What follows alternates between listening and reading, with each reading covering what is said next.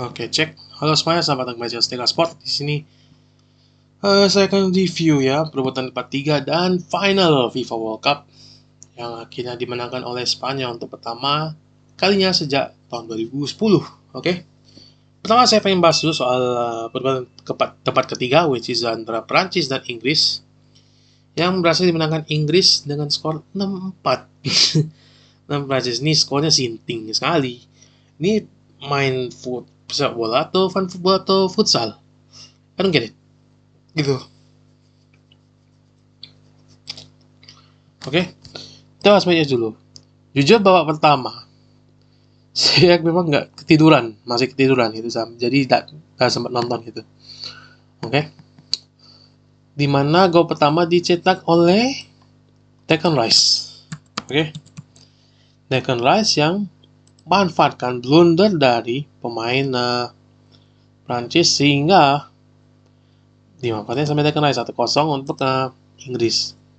Gol kedua dicetak oleh Ezri Konsa lewat skema corner 15 menit kemudian gitu. Lalu hampir ya 19 menit kemudian Prancis kena counter dan rebound gitu. Rebound kena counter dulu malah dari Saka dan Rashford. Awalnya Rashford yang nyetak yang nendang gitu sebelum di rebound sama Saka. Tapi jujur ya, defense Prancis itu berantakan banget semua. Like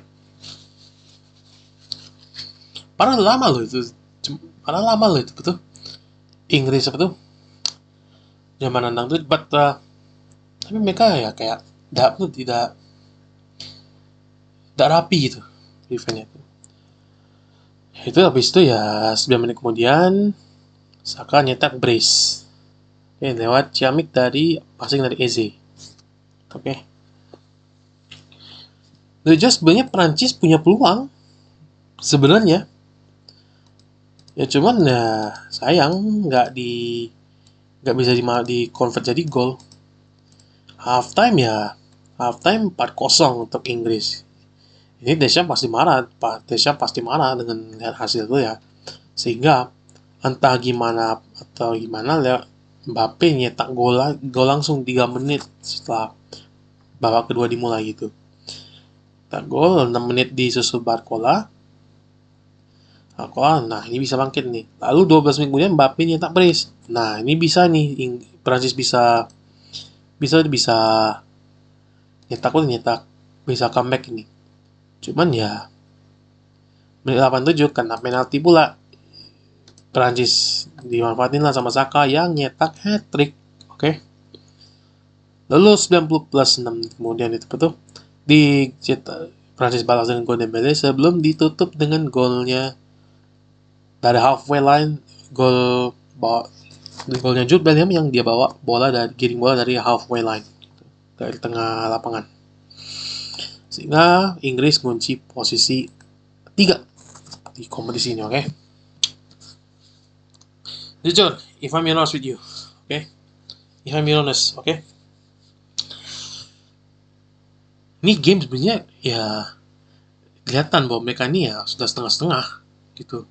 Setengah niat mainnya gitu. Karena ya mereka sudah gugur, mereka pengen cepat-cepat liburan gitu. Jadi mereka ngerasa nih kayak ini cuma bolos aja sih gitu. Oke. Dan sayang sekali juga untuk Olise yang memang yang padahal punya peluang. Pak Prancis tuh baik babak pertama, babak kedua itu punya peluang.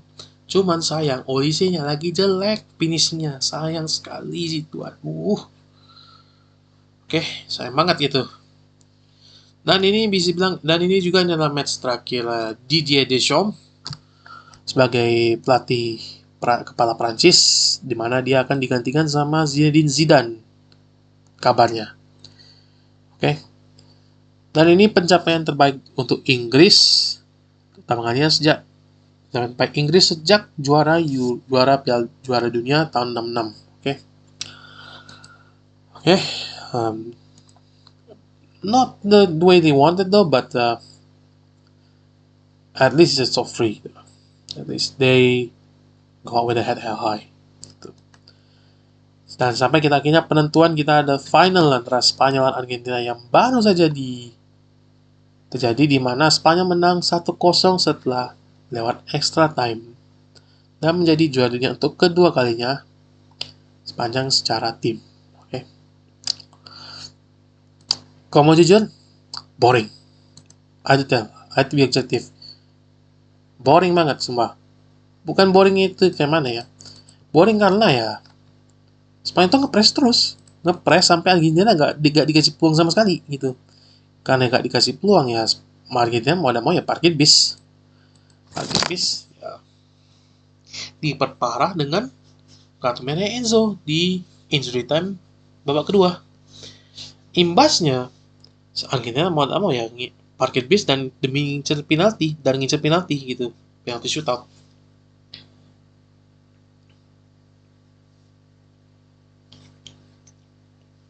gitu.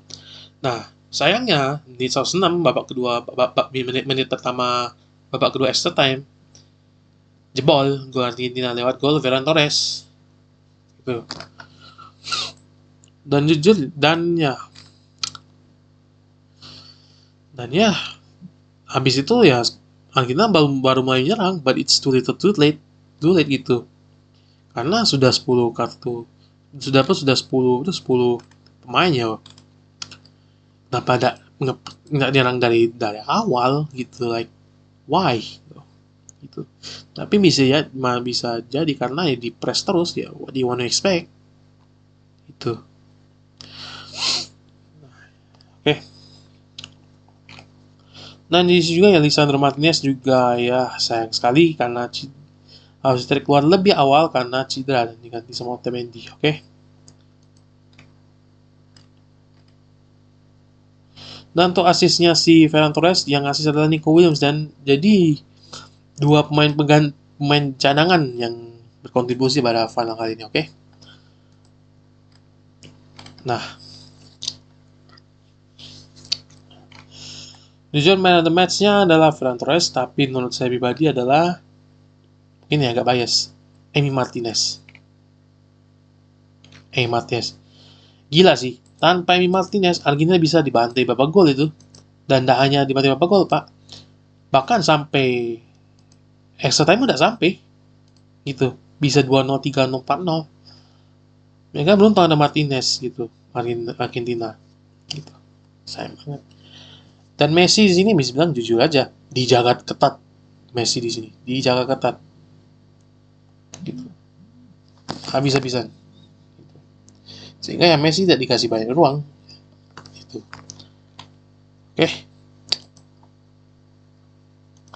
Oke, ya. Ini juga ada penutup. Dan by the way, jujur nih, ambil objektifnya di final ini. Halftime show-nya itu sama sekali tidak perlu. Tidak perlu. Like ngapain sih harus di Americanize gitu. Ngikut-ngikut Super Bowl, NBA Finals. Itu masih masuk akal lah kalau misalkan di mau tampil halftime show kayak Super Bowl dan NBA Finals. Tapi mau maaf cuy, FIFA World Cup doesn't work like that though. In football, doesn't work like that. Gitu. I'm sorry to say. Gak cocok. Gitu. Gak cocok tuh ngadain halftime show. Gitu. Dan itu sudah dipangkas lagi. Gitu. Sudah dipangkas apa tuh? Waktunya dengan jadi 11 menit gitu. Tampil karena ya diprotes keras itu sama pendukung sepak bola yang memang karena yang old school banget gitu. Oke. Nah. Oke, sekali lagi ya enhorabuena Espanya, el campeón del mundo. Spanyol juara dua kalinya. Oke. Dan sebelum kita tutup saya pengen juga untuk ngasih tim-tim yang bisa bilang ya kayak most underrated, unexpected, heartbreaking, most the best team gitu, oke? Saya pengen awali dengan most overrated dulu ya. Jujur, my overrated team ini opini saya pribadi ya, ini misalkan rating ini, wah. Jadi kalau misalkan penonton bisa kalau misalkan ada beda pendapat ya silakan gitu. Okay. My most overrated team, Portugal. Portugal dengan hype-hype-nya ya bahwa oh ini demi ini bisa jadi Piala Dunia terakhir Ronaldo. Semoga bisa juara ini digembor-gembor bisa-bisa gitu. But man, this tournament, it's not a sprint, it's a marathon. Okay? Okay? Selama ada Ronaldo, Portugal akan kemana-mana. Ini kontroversi banget statement saya ini. Selama ada Ronaldo, Portugal gak akan kemana-mana. Terbukti pada saat Ronaldo diganti lawan siapa itu, lawan Uzbek atau apa itu ya, cair mainnya, cair itu, cair banget gitu.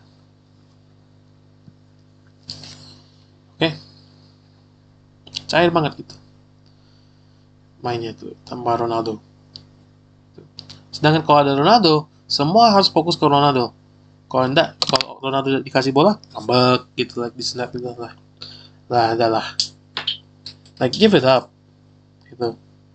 You're not gonna win an argument though, dengan fans. You're never gonna win a title gold though when you didn't win the World Cup though. Dan debat-debat GOAT fans siapa yang GOAT antara Ronaldo dan Messi itu selesai sejak Piala Dunia 2022 lalu. Messi is the GOAT, titik. Oke. Period. Selesai. Oke. Dan honorable mention juga Inggris ya, oke, karena ya gembol-gembol it's coming home itu dengan ada Harry Kane, this that itu, cuman ya Tuchel gak manfaatin sih. Tuchel ini batu juga, gak berubah kepala batu dari zaman Chelsea, zaman Bayern ya, not much change lah dari Tuchel, selalu kepala batu gitu. Oke. Tapi lebih overrated sih Portugal sih, have to say. Underrated, oke. Jujur sih, ini bingung antara Belgia, Norway atau Swiss. They all three exceed my expectation. Jujur, oke. Ini kalau misalnya saya pengen pilih satu, ya Norway sih. Norway. Bayangin bisa menang lawan Senegal yang notabene lebih pengalaman lah main di Piala Dunia. Lalu ya pantas dibantai sih karena ya memang ya bukan tim utama, tim inti. Lalu berhasil ngalahin Ivory Coast, Cote d'Ivoire. Lalu yang lebih ujung lagi berhasil ngalahin Brazil 2-1. Wow, yang Brazil ada Vini-nya gitu. Cuman ya soal itu saya Brazil ya ini nggak jauh gitu, oke. Gitu.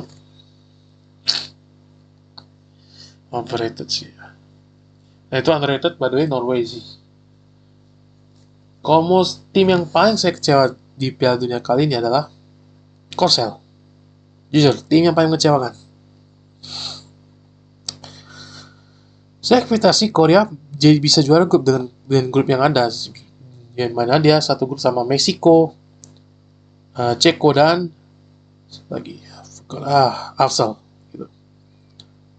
Tapi nyatanya Arsenal yang juara, Arsenal yang lolos sebagai pos 2 klasemen, pos 2 grup gitu.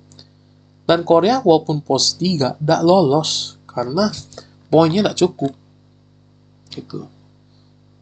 Itu salah satu yang paling rendah.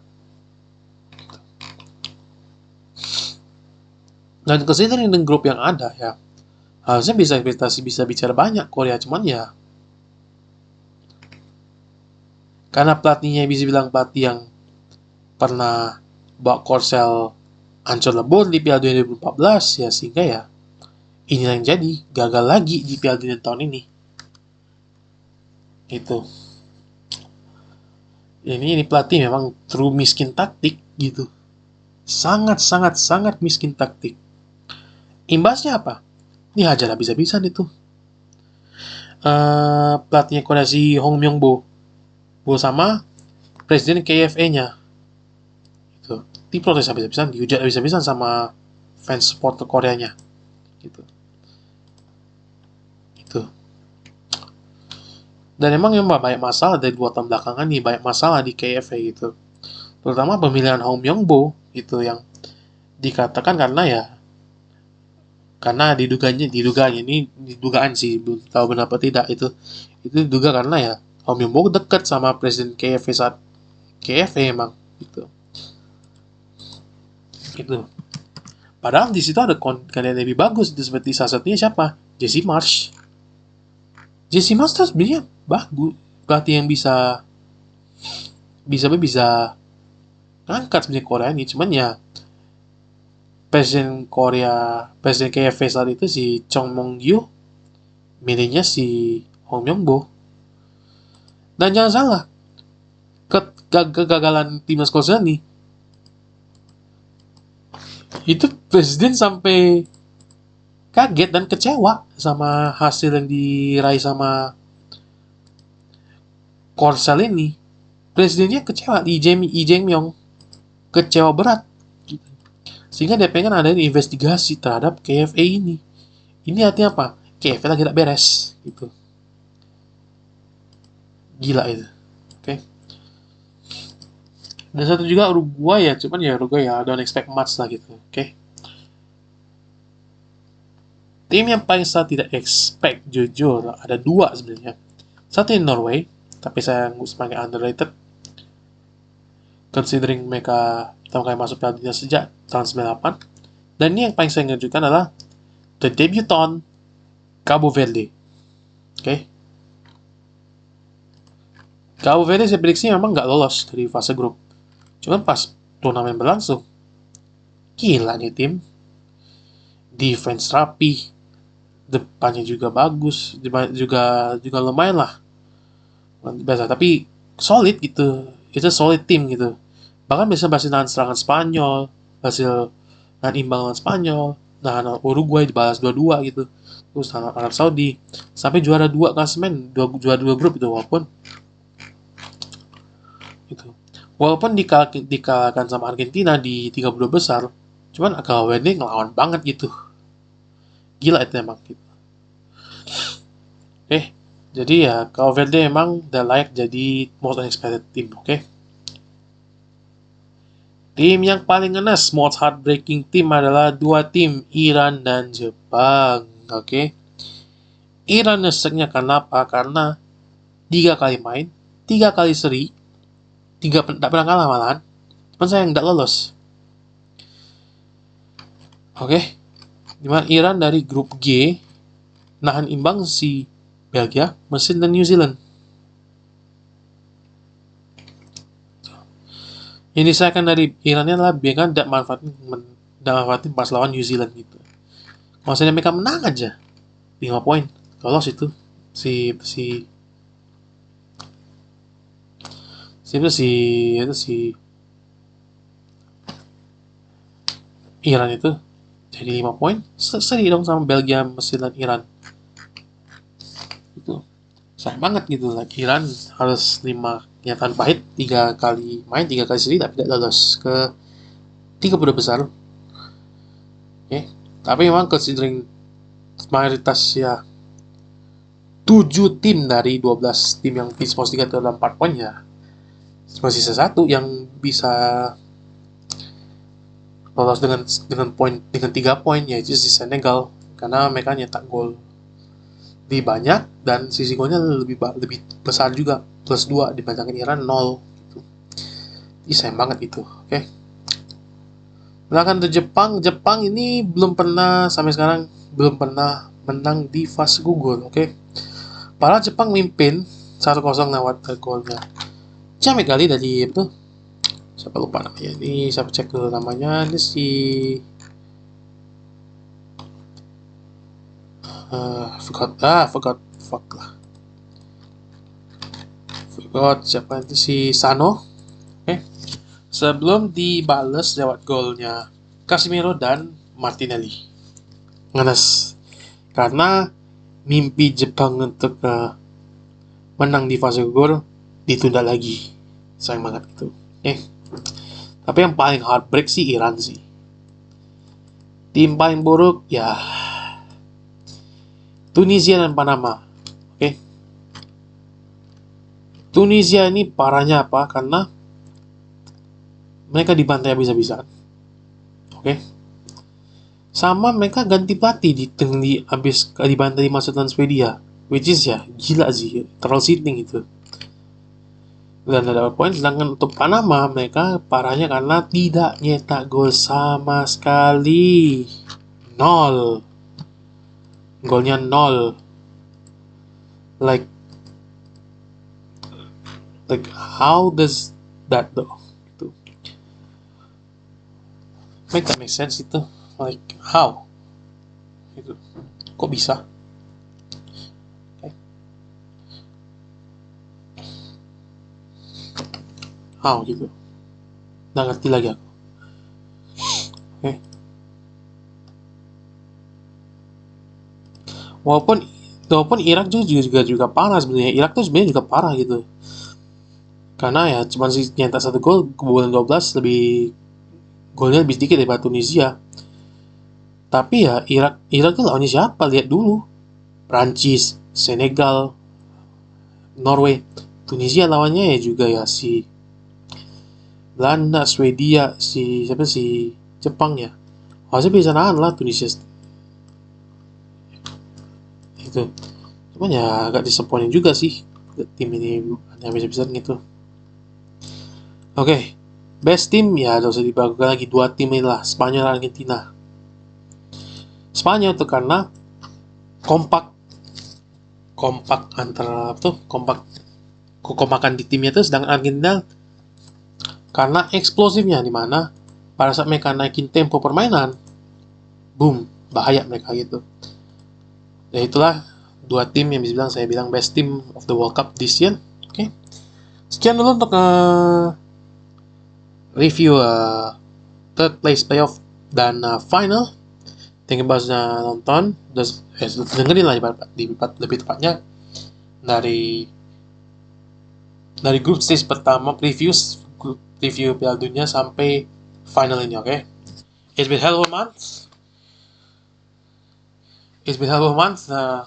Full of action, full of memorable moments, ya.